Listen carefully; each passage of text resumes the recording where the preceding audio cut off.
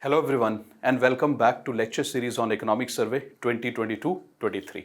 This is lecture number 7. Today we are going to have a discussion on chapter number 5 of Economic Survey, which is based on prices and inflation, successful tightrope walking. First of all, let us try to understand the meaning of inflation through the example of a student. So guys, suppose that there is a student who goes out in the morning every day and buys a cup of coffee for 10 rupees. After buying coffee, the student buys a newspaper for 5 rupees and then the student takes a cab and then travels to school or college, and the price of the cab is 100 rupees. This is the daily routine. But suppose the same student goes out in the market today, but the price of the coffee is not 10 rupees, the price of the coffee has increased to 15 rupees. Then the student buys the newspaper for same price, 5 rupees, and books the Ola cab for 100 rupees. In this case, can we say that there has been inflation in the economy? Absolutely not. This is not called as inflation, this is called as simple price rise. What is the difference between price rise and inflation? Price rise can occur as a one-time event in one or two goods or services. But when we observe that there is rise in price in multiple goods and services over a period of time consistently, then it is called as inflation. Now let us look at the structure of chapter number 5 of Economic Survey before we look into the details.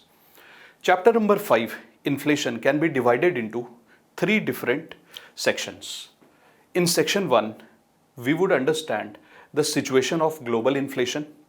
We would also understand what is the difference in the nature of inflation between 1970s and current inflation. And then we will also look at some basic concepts related to inflation. So basically we are going to look at two concepts. First is wholesale price index and second is consumer price index. In both wholesale and consumer price index, we would develop an understanding of headline inflation, food inflation and core inflation. This is section number 1. In section number 2, we are going to look at the current trend of inflation. So we are going to look at the trend in terms of WPI, wholesale price index, CPI, consumer price index. And we are also going to examine two very important things that very often we observe that there is a difference between inflation in rural area and urban area. We are going to examine that why there is a difference and is the difference increasing or decreasing. Similarly, we will also look at the difference between wholesale price index and consumer price index, and we would also examine if the difference is coming down or the difference is widening. And then we would look at two sectors in particular which give a lot of idea about the prevailing situation of inflation. So first we will examine the housing sector and second pharmaceutical sector. In this chapter, I have also designed a special section which would help us to understand the current developments in the economy, both global as well as Indian. That section is inflation expectation. In inflation expectation, first we would understand the meaning of inflation expectation, and then we would look at two types of expectation. First is called anchored expectation, second is de-anchored expectation. We would also look into the meaning of hard landing and soft landing, and we would see what is the correlation between inflation and hard landing and soft landing. So before we get into the details of the topic, let us look at the inflation story of the world. You see, in 2020-21, there was COVID all around. During COVID, there was lockdown. But even during lockdown, people had to buy medicine, people had to buy food. So what did different countries of the world do? The different countries started to follow a policy called as expansionary monetary policy. The meaning of expansionary monetary policy is that we try to provide more cash to public so that public can meet their expenditure related to health, related to education and food. So people got a lot of cash, but they were spending cash mostly for necessities. There were certain kind of demands. For example, if somebody wanted to buy new clothes, somebody wanted to go for a haircut, or you wanted to go for vacation, you wanted to buy a new car, these kind of demands were suppressed by people. Why? Because there was a lockdown. So the cash was mostly used for health, education and for food. Rest of the demands were suppressed by the public. But the moment lockdown started to be lifted around the end of 2021 and beginning of 2022, when the fear of Omicron was also going away and when the world was coming back to normal, The same cash which was given to public was in the hands of the public, but there was no restriction now. So people started to increase their demand of goods and services. That suppressed demand now started to become real demand in the economy. So people were asking for new mobile phone, laptop, vacation, automobile, new house. So what happened? Demand in the economy increased a lot, but supply takes time to increase because factories take time to produce goods and services. So demand was greater than supply. This is for the first time that we observed that little bit of inflation started. But along with this, we also observed some unexpected developments in the global economy. For example, there was Russia-Ukraine tussle which started. Because of that, the global commodity prices, oil prices and energy prices started to increase. We also observed that there was Chinese lockdown and global supply chain got affected. Why? Because China is one of the largest suppliers of raw material as well as manufactured items. Now, on one hand, there was huge demand. There is cash in people's hand. On the other hand, the factories are producing things slowly. But along with that, these global developments which are negative, it also happened. So demand is high, but supply is not happening. This led to inflation across the world. So if we look at the global inflation trend, we can clearly see that around 2021, the inflation started to rise in both advanced economies as well as developing economies. And in 2022, we can see that inflation reached its peak in the developed world, where it reached 7.2%. It is one of the highest rate of inflation in the developed countries since 1982. And simultaneously, inflation also reached 9.9% in the developing countries, which is very, very high. If we look at some examples of inflation across the world, we can see that the inflation in European Union, it was 10%, in US 9.1%, which is the highest since last 40 years in US, in UK 9.2%, and look at the inflation rate in Turkey, it's 80%, very, very high. Now guys, let us look at some basic concepts related to inflation before we look at the trend of inflation. So we are going to look at two different methods of measuring inflation. The first is called as wholesale price index, the second is called as consumer price index. Now if we go in wholesale mandis like this, if there is a rise in price of the item sold in these mandis, then we call it as wholesale inflation. And what is the specialty of these mandis? In these mandis, you cannot buy small quantity of items, you have to buy things in bulk. Similarly, if we go to grocery stores or supermarkets where you can buy small quantities as well, if the price increases in these retail markets, then we call it as consumer price index or retail inflation. We are going to look at three different types of wholesale price index. First is WPI headline, second is WPI food inflation, third is WPI core. Similarly, we will also look at CPI headline, CPI food inflation and CPI core. Let us begin with some of the basic understanding of wholesale price index. So guys, this is a wholesale mandi and the government of India wants to find out that in wholesale mandis like this across India, what is the level of inflation? How do we do that? The government of India selects some important mandis across India and conducts a survey. In the survey, the government tries to find out which are those goods or items which are traded the most in these mandis of India. So the government of India has found out that there are 697 important items which are traded across India in the wholesale mandis. The government of India puts all these 697 items in a box and finds the price of these items in the reference year or base year. So here we have selected 2011-12 as the reference year. So the government of India finds out that the price of these 697 items in the base year, suppose, is 100 rupees. So this box or basket of 697 items is called as wholesale price index basket. Then the government of India finds out the price of the same basket containing 697 items in the future year, like 2022. Then the government of India finds out that the price is 113 rupees, which means the price of this box containing 697 important items has increased from 100 rupees to 113 rupees. So there is 13% increase in price. This 13% is called as headline wholesale price index. Why is it called as headline index? Because we have found out the inflation in all the 697 important items which the government found out through the survey. Now the question arises as to what are these 697 items and which items are more important in the wholesale mandis. These 697 items can be divided into three categories. The first category is called as primary articles. The second category is fuel and power, and the third is manufactured products. Now, out of 697 items, around 22.6% items are primary in nature. Primary means fruits, vegetable, minerals, etc. Out of 697 items, 13.2% items are related to fuel and power. For example, LPG, petrol, diesel. And similarly, out of 697 items, 64.2% items are related to manufactured products. So guys, a box containing all these three items is called as WPI basket, and when we measure the inflation in this box containing all the three types of items, then it is called as headline WPI. Let us look deeper into it. Now, if we take this box as the WPI basket, let us see how the basket looks like. So see guys, 697 items, I have taken some examples. So remember, we have divided these 697 items into three categories: primary, fuel and manufactured. What are primary items? See, these are primary items. You can see cereals, then we can see fruits and vegetables, tomatoes, potatoes, onions, etc.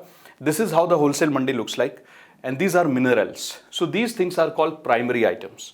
And what is the weight of primary items in the WPI basket? 22.6%.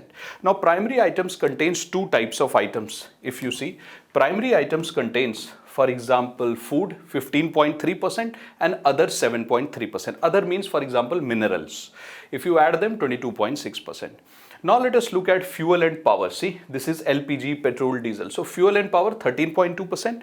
What is the weightage of LPG? 0.6. Petrol and diesel 4.7, other 7.9. If we add, we'll get 13.2%. Now let us look at manufactured items. In the manufactured items, there are two types of items. First is related to food. For example, see, this is food. So food, edible, oil, etc. And second type of items is non-food, others. So for example, gadgets. So we can see the weightage of manufactured product is 64.2%. Inside manufactured, there is food. Food's weight is 9.1%, others is 55.1%. Now, this is our box which is called as WPI basket. If we measure the inflation of this entire box, it is called as WPI headline. And when we measure the inflation of the entire box, we are taking all the items, right? So 100%, all the items. Now guys, in this WPI basket, if we look at food items, where do we find the food items? Here. Which are these food items? Rice, wheat, cereals, basic food. So what is the weight of the food item? 15.3%. And we also find food item in the manufactured category. So what is the difference between this food and this food? This is raw food and this is processed food. So what is the weight of food here? 9.1%. So if we only take a box and if we put food items, 15.3 from here, 9.1 from here, this box will be called as WPI food inflation. And what will be the weight of food here? 24.4%. So inside this entire WPI basket, the total weight of food is 15.3 plus 9.1, 24.4. And if we look at the price of food only, that is called WPI food. Now, in this box, if you carefully see, we will find that there are some items in the box whose price go up and go down randomly because of seasonal differences, or because of international and global conditions. For example, we observe that whenever there is a change in the pattern of monsoon or rainfall, or whenever there is some international development, the price of food, price of fuel, for example, petrol, diesel, LPG, they will go up and down, which means they show seasonal variation. But on the other hand, there are some items which are very stable in nature. For example, if the price of a laptop is 30,000 rupees, even if there is a war between Russia and Ukraine, 30,000 laptop will not overnight become 90,000. But in case of petrol and diesel and food prices, these differences are seen. So in this WPI basket, there are some items which are very volatile in nature. They are called as non-core items. And there are some items which are stable in nature. They are called as core items. For example, the price of gadgets, etc., they are core in nature. So if the price of core items go up, if we observe inflation in core items, that's very dangerous for the economy. Why? Because core items are supposed to be stable in terms of price. So what we do is, for example, if you look at this entire thing of WPI basket, primary articles volatile, fuel and power volatile. In this manufactured category, food is volatile. What is left? Others. For example, gadget, etc. So what is the weight of others? 55.1%. This 55.1% the economic survey calls as WPI core. And economic survey says that if the price or if the inflation in these 55.1% products goes up, then the policymaker should worry. And when we measure the inflation in these 55.1% products, it is called as WPI core. So now guys, let us look at the numbers and the trend in different types of inflation related to WPI in India. So for example, this table I have taken from the economic survey, and we can clearly see that there are different types of items of WPI basket: primary, fuel and power, and manufactured. So if we look at the pattern of inflation, we can clearly see, if we compare last year, which means 2022-23 with 2021-22. So these two, we are going to compare these two. So we can clearly see that food inflation has increased. And because of increase in food inflation, primary articles have become costly. What is the reason for food inflation? The reason for food inflation is erratic monsoon. So economic survey says that because of untimely rainfall, so the food inflation increased in India. Now we can also see that in terms of fuel, the inflation has increased. See, 32.6 to 33.8. And what is the reason for fuel inflation? Two reasons are mentioned in the economic survey. Economic survey says that once the COVID lockdown was over, when transportation started, factories started, there was more demand of fuel.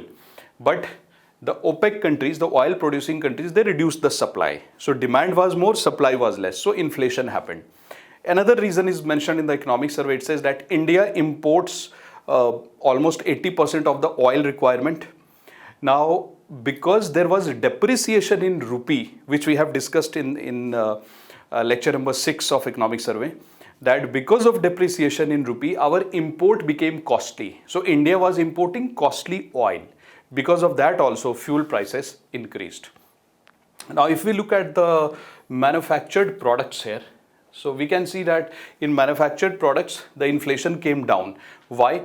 Because of the slowing down of manufactured prices in the world market.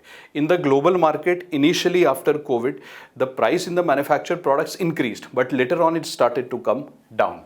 So we can see that manufactured inflation is reducing. And also, the government of India took some steps and reduced the duties on some imported items in India. So because of that also, the inflation in manufactured product came down. So guys, now if we look at this table of economic survey, it says that food inflation, which we have discussed, food inflation increased, core inflation, and see how they have measured core inflation: manufactured product minus food product, right? So 64 minus 9, so roughly 55. So this core inflation has come down, which means that now the situation is under control. The stable items are not experiencing inflation. Then headline inflation is also down. Headline inflation means if you measure the inflation in the entire basket, WPI basket of 697 items, that is headline. So it is also coming down. So what do we observe? We observe that if we draw a graph like this, this is WPI, right? WPI is coming down and core WPI is also coming down. It was high, but it is coming down. Now guys, let us look at consumer price index. What does it measure? It measures the inflation in those items which we buy on day-to-day basis. And what do we buy on day-to-day basis? Both goods and services. For example, we buy food, we buy clothes, shoes, then we use services like services of a doctor, teacher, chartered accountant, lawyer, transportation services. We buy items like electricity, energy. So what does the government of India do? The government of India conducts a survey and finds out which are those important goods and services which people buy on everyday basis. Then the government of India puts all those goods and services in a box. This box is called as All India Consumer Price Index basket. Then the government of India finds the price of this basket in a reference year. So let me show you that. So see, this is how the retail market looks like. So the government of India created this box. This box is called All India CPI basket, and the government of India finds the price of this box in the year 2012. 2012 is the base year, and in the base year take the price as 100. So here the price, for example, is 100 rupees. Now we take the price of the same box in the year 2022-23, and the price of this box becomes 106, which means that there has been an increase in price of this box by 6% between the year 2012 and 2022. This 6% increase is called as headline CPI. Why is it called headline CPI? Because we have taken all the goods and services which we found out that people are using in their day-to-day life. So for example, in this box, currently there are 299 items. So it is called as headline CPI. Now let us see what is the composition of this All India Consumer Price Index basket. So this basket, which has almost 299 items, it contains 6 different types of products.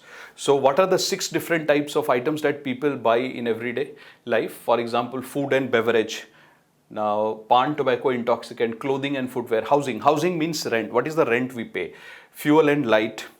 So then we have miscellaneous. Miscellaneous means mostly services. Petrol and diesel are a part of miscellaneous, because in miscellaneous we take services like health, education, transportation, entertainment, and in transportation petrol and diesel becomes a part of it. Now what is the weight or importance given to these items? So the weight given to food and beverage is 45.86%, pan tobacco 2.38, 6.53, 10, 6, 28, total 100. Now in this case, the weight given to food is almost 39% and weight given to beverage is almost 6%. So guys, if we put all these items in a box and then we measure the inflation in this box, it is called as CPI headline. So in CPI headline, we find the inflation in all the items. See, now what is CPI food? To find inflation in food, we only take food items. We don't take beverage here. So if we only take food items whose weight is 39.06%, it is called CPI food. And what is CPI core? Remember, I told you that food and fuel are considered to be volatile. So we will not take food, we will not take fuel. We will take pan, tobacco, intoxicant, clothing and footwear, housing and services. And we will add them and we will get 47.3%. So if we take a basket and in this basket we put pan, tobacco, clothing, housing and services, and then we measure inflation in this box, it is called as CPI core. Having understood CPI headline food and CPI core, let us look at what has been the trend in consumer price index inflation in India.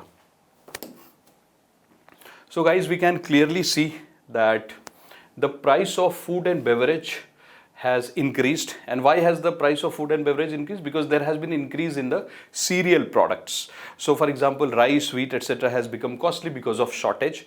There has also been increase in price of milk and milk products. Again, this has increased because the animal food became costly.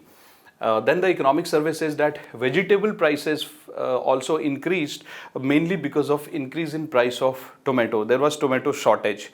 So that led to increase in vegetable prices, and there has also been shortage in spices. And economic survey says that most of the reasons because of which this shortage happened is because of seasonal conditions. Then economic survey also points out that there has been increase in the price of clothing, and there has been increase in housing prices as well. So that has been pointed out in the survey. And economic survey also says that in the miscellaneous category we take services. Remember, services like, let me show it to you. So in the miscellaneous category we take services like household goods and services. For example, repair services that we do, health services, transportation, recreation. So services also have become costly here. The household services like repairs. Health services are not very costly. Why? Because during COVID, there was huge demand of health services. So abnormally high demand. That is why it became costly. But now the demand is back to normal. So the service price related to health has become normal. But there has been an increase in the educational prices. Why? Because after the lockdown restrictions were lifted, now students are back to school, colleges and institutions. Offline demand has increased. That is why prices have increased. If we look at headline inflation, core inflation and food inflation, we can see that headline has increased. See, core inflation has increased. Core inflation means inflation in the stable items. And food inflation has also increased. So here all the three has increased. And what did we observe in WPI? In WPI we observed that headline and core both are coming down.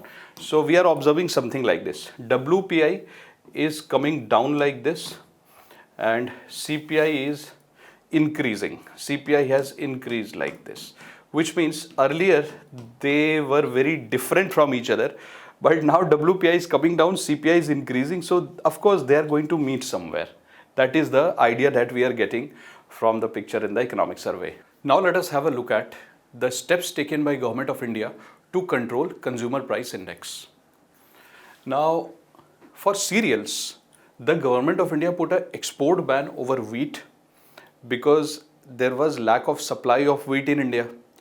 So if the government would not have imposed the export ban, the price would have increased even further. Similarly, the Government of India increased the export duty on rice by 20%, which means our exported rice became costly. This was to discourage the export, to increase the availability of rice in the domestic market. For pulses, the Government of India increased the buffer stock, which means through Food Corporation of India, the Government of India bought pulses and the Government of India started to slowly release it in the market to control the prices. The Government of India also reduced import duties on pulses. For edible oil, the Government of India exempted the custom duties. So guys, whenever we import something, we put a custom duty. So the Government of India reduced the custom duties on imported oil, and the Government of India also put limits on the stock of edible oil. So for example, if I am a trader and if I am increasing the stock of oil, I am hoarding it. So it will unnecessarily lead to increase in price, artificial increase in price. To control that, a stock limit has been imposed. Now the Government of India passed Essential Commodity Act in 1955. What is Essential Commodity Act? So whenever the government feels that a particular item is important for the general people, for the mass, as a necessary item, the Government of India puts that item in the essential commodity list to control its prices. So for example, the Government of India has recently inserted soya meal under Essential Commodity Act, and it will remain in the Essential Commodity Act till June 2022 just to control its prices.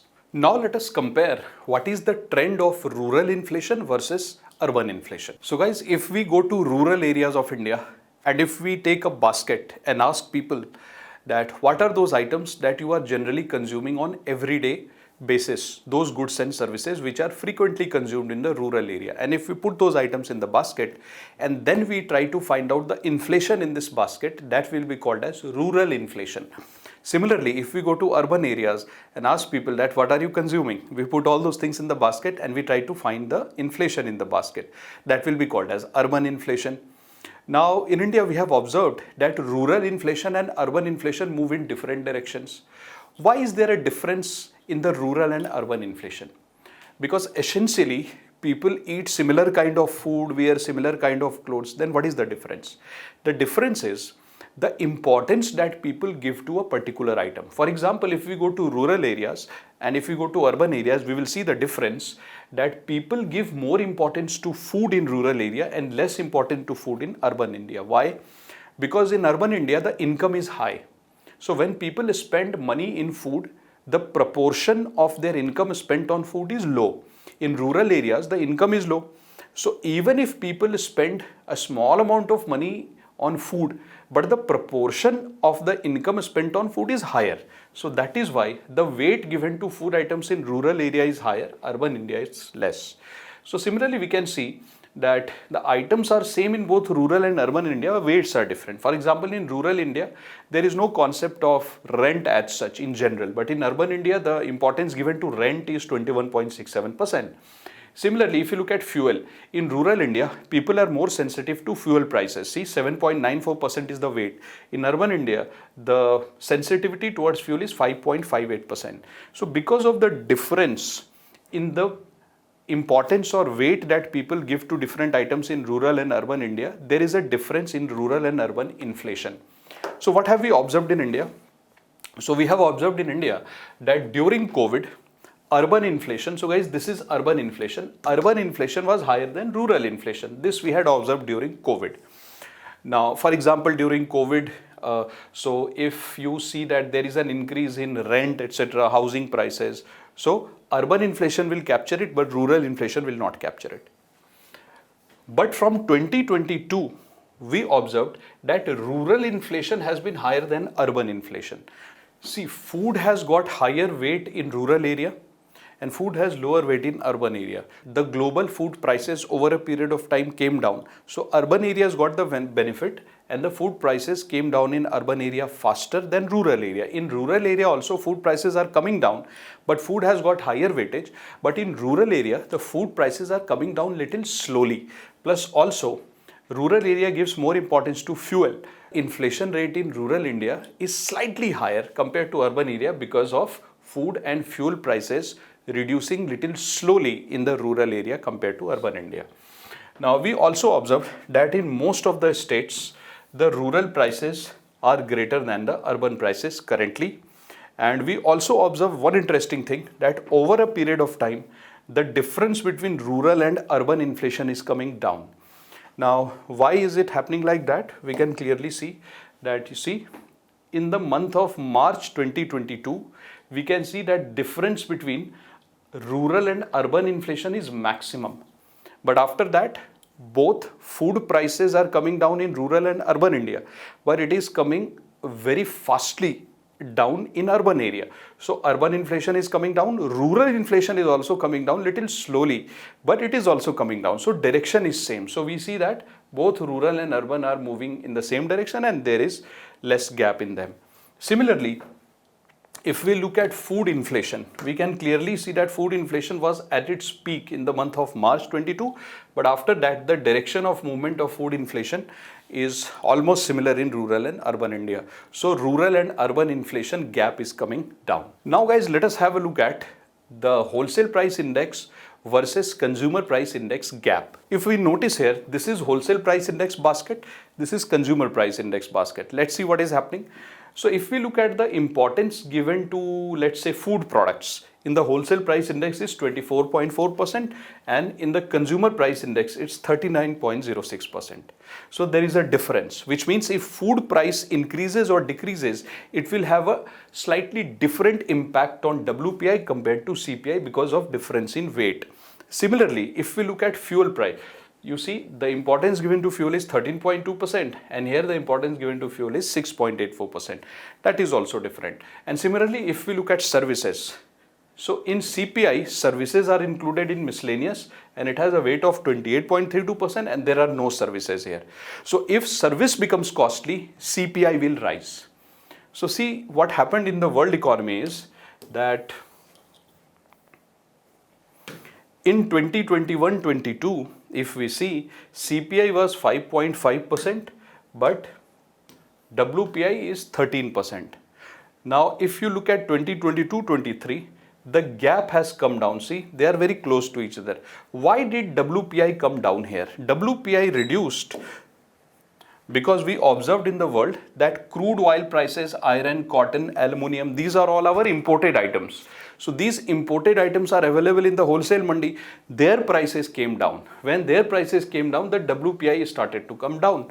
But we also observed in India that services became slightly costlier. So for example, educational services became costlier and household services became costlier. So CPI was increasing.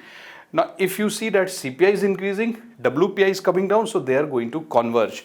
So their gap is coming down.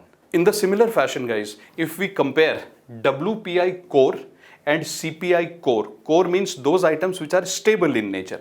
If we compare their inflation also, we see that WPI and CPI, their gap is closing.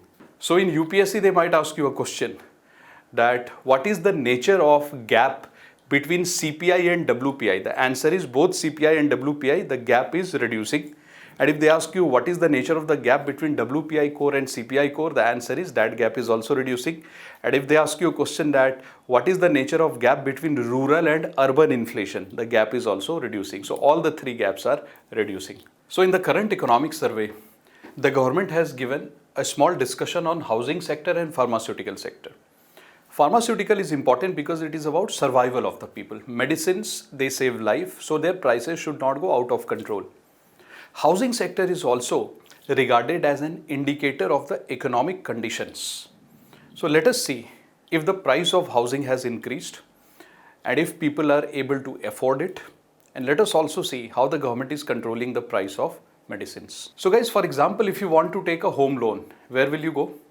So you might go to a housing finance company which provides loans. Now, who controls or regulates the housing finance companies who provide home loans? It is regulated by National Housing Bank.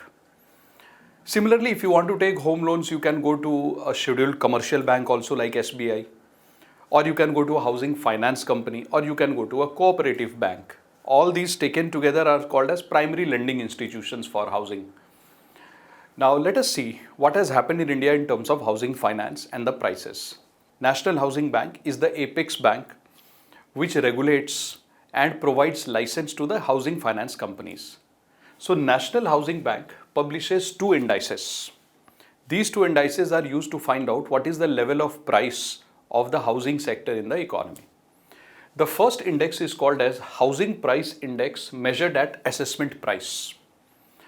What is done here? So National Housing Bank conducts a survey in 50 cities of India, and they ask this question about the price of the houses from primary lending institutions like banks, cooperatives, or housing finance companies. Once they collect the information related to price of the houses, that price is called assessment price. According to the economic survey, in 50 cities, 46 cities have reported that there has been an increase in housing price index based on assessment price. And in 4 cities, the HPIA has come down. So in 46 cities, housing price has increased. In 4 cities, it has come down. Similarly, the National Housing Bank also conducts a survey in 50 cities and asks a question to the builders. Builders means those people who construct the house. So a question is asked to the builders related to unsold stock. So there are houses or properties which have not been sold. So National Housing Bank asks a question to the builders that what is the price of the unsold stock. That price is called market price. So in 50 cities, it has been conducted through a survey, and we have found out that in 43 cities, the housing price index based on market price has increased. In 7 cities, it has come down. So both the indices are showing that housing price index has increased, which means homes have become costly. What could be the reason? One of the reasons could be that after COVID, people are demanding more houses, but the construction of the house and the demand of the house is not matching. So demand is slightly higher, and the availability of house at the places where the houses are being demanded is not that great. So there is extra demand, hence prices are rising. It could also mean that cost of construction has increased because cement, steel, iron, aluminum has become costly, and both the reasons are correct. What is the government of India doing to help the people buy the house? So let us look at the development in the real estate or housing sector in the economy.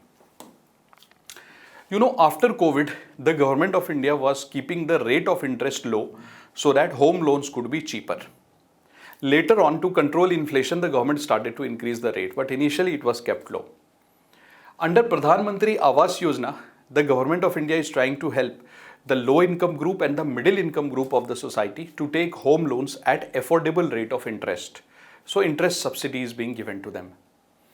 Similarly, after COVID, work from home culture has started, or hybrid work culture has started. So there are people who have returned from metros like Delhi, Mumbai, Chennai to their hometown, which is in tier 2 and tier 3 cities, and they are demanding houses for the first time. So the demand for houses, affordable house, has increased in tier 2 and tier 3 cities, and the government of India tried to provide loan to those people. How is the government of India trying to provide loan? Under a program called as Liquidity Infusion Facility Scheme 2019, 30,000 crore liquidity has been given to housing finance companies by National Housing Bank. So under the scheme Special Refinance Facility, 24,000 crore has been provided to housing finance companies and other primary lending institutions. Similarly guys, under Azadi Ka Amrit Kal Mahotsav, the government of India through National Housing Bank is trying to give concession in the rate of interest when loan is being taken by SCs, STs, women or rural area, Northeast, Jammu Kashmir, Ladakh, Divyang or green housing purposes. What is green housing? So when we construct a house which is more environment friendly, less carbon emission, etc. So the government says that to promote housing among this section of the society, the government is trying to provide loans at low rate of interest. Now let us look at the developments in the pharmaceutical sector. So guys, see, I have taken some pictures. This is Pradhan Mantri Bharatiya Jan Aushadhi Pariyojana, and these are called as Pradhan Mantri Bharatiya Jan Aushadhi Kendra. So the government of India started this program to increase the availability of generic drugs at affordable prices to a large section of the society. What are generic drugs? So see guys, whenever a company develops a medicine, they get the legal rights over the formula of the medicine, that is called patent. So for example, let's say once the patent period is over, now that medicine can be manufactured by anybody and the price of the medicine comes down. They are called as generic drugs. So in these Aushadhi Kendras, one can sell the generic drugs at reduced prices, and it serves two purposes. One, it increases the availability of affordable medicines for the society, and second, it also provides employment, self-employment. So currently 1,759 medicines are being sold here in the Pradhan Mantri Bharatiya Jan Aushadhi Kendra, 280 surgical devices, and roughly we have 9,000 such medicine stores where the generic drugs are being sold under that scheme. So guys, once in few years, the government of India publishes a list called as National List of Essential Medicines. Now, what does this list contain? This list contains all those medicines which are considered to be essential for treating the normal health conditions of the patients. Now, once a medicine is named in the list, its prices are controlled by the government of India through Drug Price Control Order, DPCO. And who makes sure that the list of medicines that is put here, its prices are controlled and the medicines are available? That job is done by National Pharmaceutical Pricing Authority, NPPA. In India, there are two kinds of medicines with respect to their price. First is called as scheduled drugs. What are scheduled drugs? So every year we see that the price of some medicines are increasing, and the rate of increase of price is equal to wholesale price index, WPI. So when the price of medicine is increasing in coordination with increase in WPI, that kind of medicine is called scheduled drugs. Now other type of medicines are called as non-scheduled drugs. Now in these medicines, the price increases every year automatically by 10%. So there are non-scheduled drugs. And through this mechanism, the government of India tries to make sure that the availability and the cost of the medicines which are useful for treatment of normal ailments is stable in the society. Now let us try to develop an understanding related to a concept called as inflation expectation. So now guys, suppose that we hear of this news that Russia and Ukraine are involved in a tussle. Because of that, suppose that people create an expectation in the mind that in future the price of automobile, price of food, price of oil will increase. Currently it is not increasing, but looking at the tussle between Russia and Ukraine, we create an expectation that everything will become costly. Let us see what will happen. So see, I have taken this example that suppose we are currently buying automobile, clothes, mobile phone, but we hear this news of the tussle between Russia and Ukraine, and people create an expectation that in future the prices will rise. Now, if I work for a company, I will tell my boss that, hey boss, the prices are going to rise in the economy because of Russia, Ukraine, increase my salary. So suppose the boss increases my salary. The moment my salary is increased, now the boss also will increase the price of the final product that is being produced in the factory. Because if my salary increases, the cost of production of the company goes up, then my boss will be compelled to increase the price of the final product. Now what has happened? Expectation of inflation in the economy has led to actual inflation. So initially when people were scared and skeptical that Russia-Ukraine war would lead to inflation in future, at that time actual inflation had not happened, only expectation was there. But when people or society start to expect something related to inflation, there is a very high chance that that expectation becomes a reality and actual inflation happens. Now, if a country has a strong institutions like Reserve Bank of India, Monetary Policy Committee, now Reserve Bank of India and Monetary Policy Committee would start to increase the interest rates, repo rate. See, it happened in India. Repo rate was increased in April, May, June, August, September and December.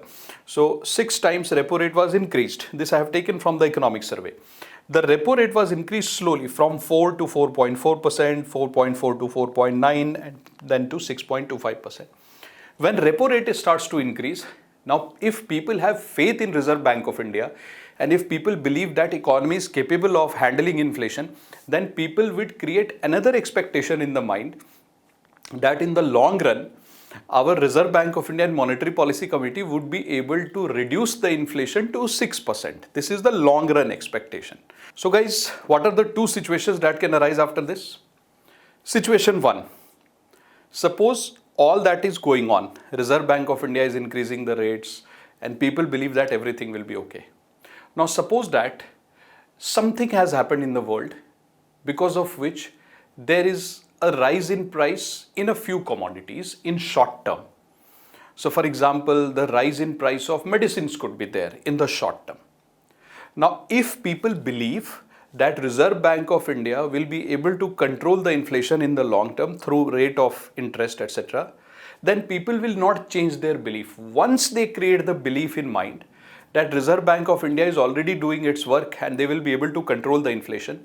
So in that process, in the short term, even if 1 or 2 disturbance happens and price rise happens, then people will have this idea in mind that RBI will be able to control the inflation. This is called as anchoring of inflation or anchored inflation. But on the other hand, suppose that when people created this idea in the mind that Reserve Bank of India will be able to control the inflation in the long term, but suppose the price of oil or price of medicines increases in the short term, and if people don't have belief in RBI, then people will start to think that RBI said that they will be able to control the inflation in long term, but see in short term price of oil and medicine has increased. So people's expectation related to inflation will change. Now people will expect that RBI won't be able to control inflation and in future also there will be inflation and people will start to ask for higher wages again. So when people do not have trust in their system or the institutions in their country, then based on the short-term developments in the economy, people keep on changing their long-term expectation related to inflation. That is called de-anchored inflation. So guys, now let us see what has actually happened in the economy. So in the economy, we can see clearly that when the government of India conducted a survey among the business community, the government found out that the business community has lowered its expectations related to inflation. So they are not expecting high inflation in future. And whatever Reserve Bank of India is doing, they have full faith in that. Similarly, when a survey was done in the households, household means people like you and I. When a survey was done and asked that, do you believe there will be inflation in future? They said no. They also have belief that inflation will come down in future. So currently, we are having anchored inflation in India. Now guys, let us try to understand what is the meaning of hard landing and soft landing. Now suppose that there is inflation in the economy, which we experienced after COVID. To control the inflation, suppose the central bank like Reserve Bank of India, they start to increase the repo rate slowly from 4% to 4.4, 4.9, 5.4 and 6.25. So in 9 months, the repo rate was increased slowly over a period of time. When the repo rate increases, 2 things happen. The loans become costly. So people who want to take home loan or automobile loan, vehicle loan, they will not take loan, right? So inflation can be controlled. But there is also one more problem that happens. If the loans become costly, those people who want to invest money in business, they will also not take loan. So what is the final impact of increase in rates on the economy? If these rates are increased slowly, then inflation can be controlled and the negative impact on the investment in the economy can be minimized. This situation does not lead to recession in the economy. So, whenever we observe that the central bank increases the rates to control inflation, but the economy is able to digest it and it does not lead to recession in the economy, that is called as soft landing. This one.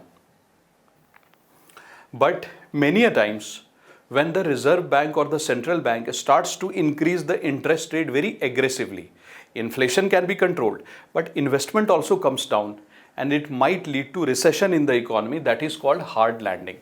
And where have we observed hard landing in the economic history? If we look at the economy of USA in 1970, 74, 80, 90 and 2008, when the inflation in USA was more than 5%, whenever USA tried to increase the interest rate to control inflation, it has suffered recession, and that is called as hard landing. So guys, do you know that in 1970s, in particular 1973 and 79, we experienced huge inflation in the world, which was mainly because of crisis related to oil prices. So in 1973, the oil producing countries, they had reduced the oil supply, so prices increased. In 1979, so because of problems in Iran and later on the tussle between Iran and Iraq, the oil prices had increased. This was a situation of inflation. Similarly, in the current period after COVID 2021 and 2022, the world is experiencing inflation.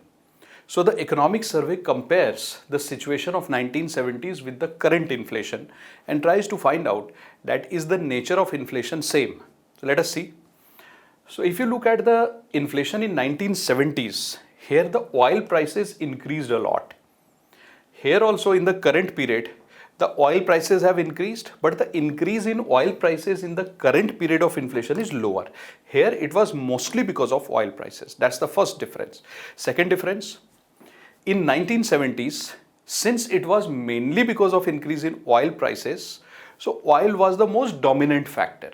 But currently, we are witnessing inflation not just in oil prices, but in food items, metal, fertilizers, also for example, automobile. So the inflation currently is broad-based. It is happening across a lot of goods and services.